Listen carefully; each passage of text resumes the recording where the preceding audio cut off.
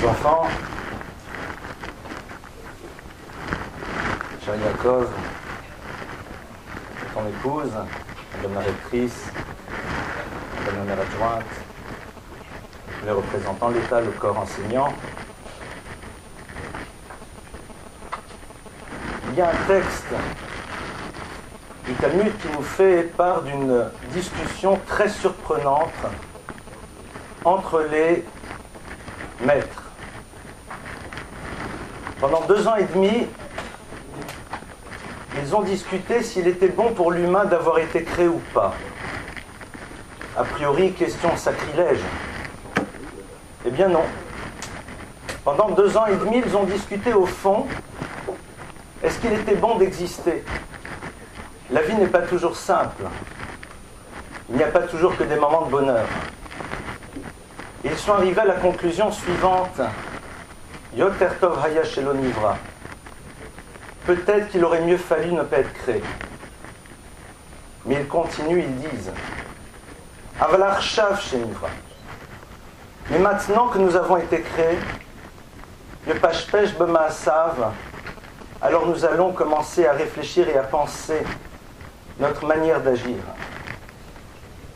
Ce texte du Talmud est celui, bien sûr, qui nous vient à l'esprit et qui m'est venu à l'esprit il y a 2 ans, lorsque nous avons été tous confrontés à l'horreur.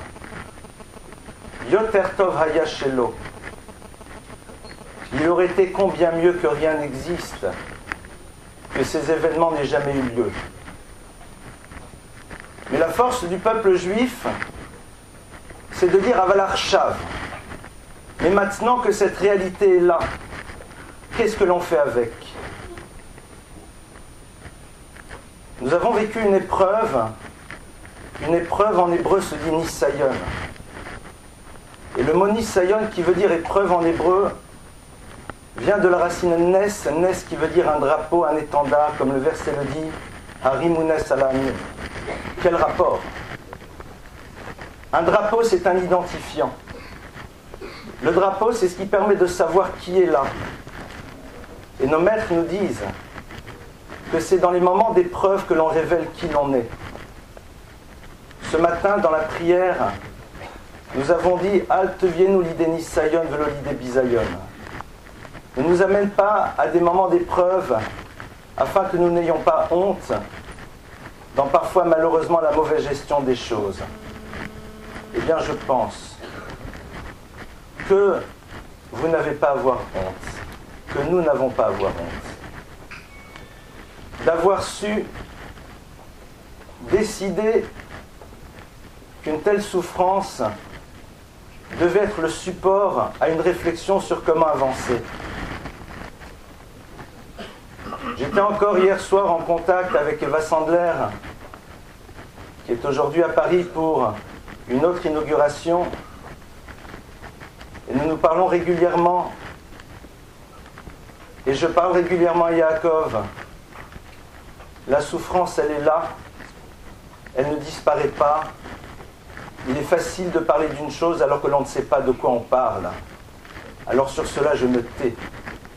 Mais ce qui est sûr, c'est que la leçon qu'il me donne, qu'il nous donne, c'est de savoir comment utiliser l'événement pour pouvoir grandir, pour pouvoir avancer. Mes chers enfants, tout à l'heure, pendant toute la matinée, jusque dans l'après-midi, je partagerai avec vous dans chacune de vos classes des moments de réflexion et d'échange. Et je m'adressais ici un petit peu plus à l'univers des adultes et de réfléchir tous ensemble sur, au fond, qu'est-ce que doivent nous apprendre des événements pareils? Oui, il est simple d'utiliser des mots, mais nous savons très bien que ce qui donne de la valeur à une pensée, c'est qu'on est capable de la traduire dans le monde de l'acte.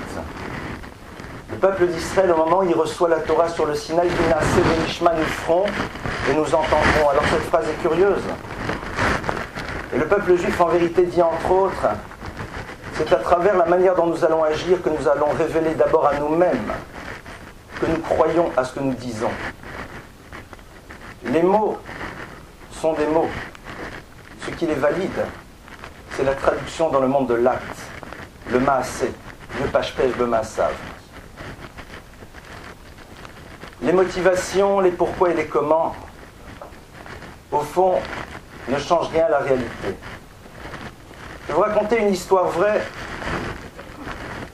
celle de l'histoire de ce maître qui s'appelait le Rabbi de Tzanz, qui après la Shoah s'est retrouvé à Netanya et a fondé de manière curieuse pour un maître de Torah un hôpital, l'hôpital Laniado. Alors, on lui a demandé, mais pourquoi avez-vous fondé un hôpital? On attendrait d'un maître qu'il fonde un institut d'études talmudiques. Et ce maître, qui avait perdu son épouse et ses 11 enfants, a dit, dans les pires moments, eh bien, je me suis dit que si je m'en sortais, je construirais un hôpital. Pourquoi? Parce que dans des moments pareils, lorsque l'on souffre, alors on peut développer à l'intérieur de soi une haine vis-à-vis de l'autre, de l'étranger. Et je me suis dit que la meilleure manière d'éradiquer cela, c'était de m'investir justement pour apporter à l'autre. Rentrer dans l'univers de l'altérité. L'altérité, c'est la confrontation à celui qui n'est pas moi, celui que je ne retrouve pas, comme dans une forme de miroir parce qu'il est dans sa différence. La différence, bien sûr certains disent, c'est ce qui nous unit. La différence, c'est ce qui nous enrichit. Mais essayons de réfléchir. Nous sommes dans un monde dans lequel les relations sont basées avant tout sur les intérêts. Je te donne, non, je me donne. Nous donnons à l'autre parce que nous sommes au fond dans une stratégie relationnelle dans laquelle l'investissement que l'on a vis-à-vis du tiers est fonction essentiellement du bénéfice plus ou moins direct que nous allons pouvoir tirer de cette relation. Nous sommes dans un univers dans lequel le calcul est avant le geste. Nous sommes dans un monde dans lequel malheureusement l'égocentrisme est au centre, un monde dans lequel l'autre n'est vu que comme un élément qui fera partie de ma vie, et non pas celui qui, parce qu'il est face à moi, est une proposition d'amour, et tout simplement une nécessité d'investissement. Je crois que nous, en tant qu'adultes, en tant que responsables, en tant qu'éducateurs pour toutes celles et tous ceux qui le sont, nous devons peut-être réfléchir, non pas juste à effectuer des saupoudrages, mais à réfléchir en profondeur sur les valeurs que nous véhiculons au quotidien dans notre manière d'être, dans les sourires que nous adressons les uns aux autres, dans les mouvements volontaires que nous avons pour être dans ce don, dans le désir que nous avons de réfléchir tous les jours, non pas à ce que je vais pouvoir prendre, mais à ce que je vais réussir à donner. C'est un état d'esprit. C'est quelque chose qui nous met en faux dans une société dans laquelle on a conjugué le verbe heureux avec le verbe avoir, alors que nous savons que heureux se conjugue avec le verbe être. Ce n'est pas simple d'être à contre-courant. Ce n'est pas simple à un moment d'être capable non pas juste de dire, mais de vivre au quotidien ces choses auxquelles l'on croit. Mais je crois qu'au fond, c'est cela qui donne un sens à l'existence. C'est cela qui fait que l'on sait tous les jours pourquoi on se lève. C'est cela qui nous donne au fond des énergies de transmettre et de nous battre et de faire en telle sorte qu'au fur et à mesure, eh bien, les transformations s'opèrent petit à petit, sans qu'on s'en rende compte. Un état d'esprit nouveau, un mode de fonctionnement différent. Ceux qui ont ces responsabilités, et ils le savent ô combien, surtout dans le domaine de l'éducation, réalisent ô combien aujourd'hui la force de l'image qui s'imprime, qui construit ce que l'on appelle ces dimensions sidérantes chez l'individu, peut altérer son regard et son jugement sur l'existence. La banalisation de la souffrance, l'incapacité de voir avant tout ce qui va, cette envie sans arrêt de mettre en exergue les points négatifs. Eh bien cela, c'est une bataille qui est difficile à mener. La difficulté de poser des limites et des cadres. Se rappeler qu'un enfant a besoin d'un adulte qui assume son rôle d'adulte, c'est-à-dire qu'il n'est pas là pour chercher à lui plaire, mais tout simplement pour lui mettre un cadre qui le rassure, qui lui permet de voir que nous avons nous aussi des valeurs auxquelles on tient et pour lesquelles on est prêt à se battre. Et ça, c'est ce qu'ils attendent de nous. Au-delà de la dimension du religieux, qui exprime la spécificité de chacun, dans sa foi et surtout dans la capacité que l'on a de se retrouver dans une chaîne, il y a aussi cette nécessité à un moment d'ouvrir cette réflexion. Ah, vous allez me dire, mais quel espoir, la bataille est immense. Eh bien, dans la tradition juive, on parle d'un concept qui s'appelle l'aide divine. Vous savez, c'est l'histoire de cet homme qui avait promis à sa fille que son épouse serait sans doute celui qui arriverait à transporter un immense rocher de l'autre côté de la route, s'il lui plaisait bien sûr. Et bien sûr, plein d'hommes viennent et essayent de transporter, n'y arrivent pas. Et puis à un moment arrive un petit monsieur, avec un marteau. Et puis il commence à briser le rocher. Et il transporte, petit à petit, ce roc immense de l'autre côté. Qui a dit qu'il fallait tout faire à la fois ? Vous, mes chers élèves, vous ne vous rendez pas compte ô combien chacune de vos actions au quotidien change et transforme. Nous sommes dans un monde dans lequel nous savons que chaque petit acte bouleverse. Vous avez appris, pour ceux qui sont déjà en classe de terminale, et vous l'apprendrez pour les autres, que dans le monde de la physique, chaque mouvement réorganise à nouveau l'espace dans lequel on se trouve.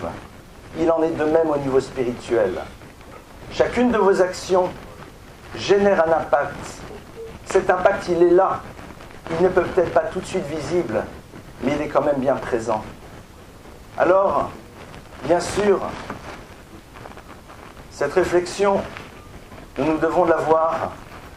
Nous avons l'obligation de mettre cela en action.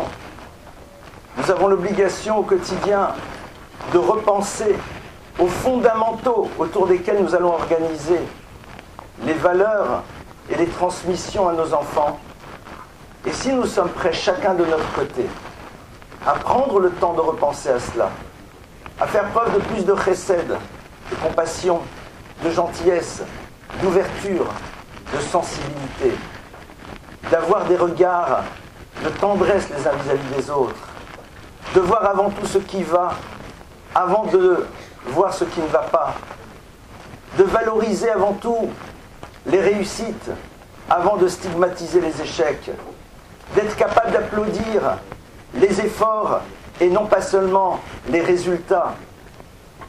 Tout cela, eh bien, va nous faire avancer.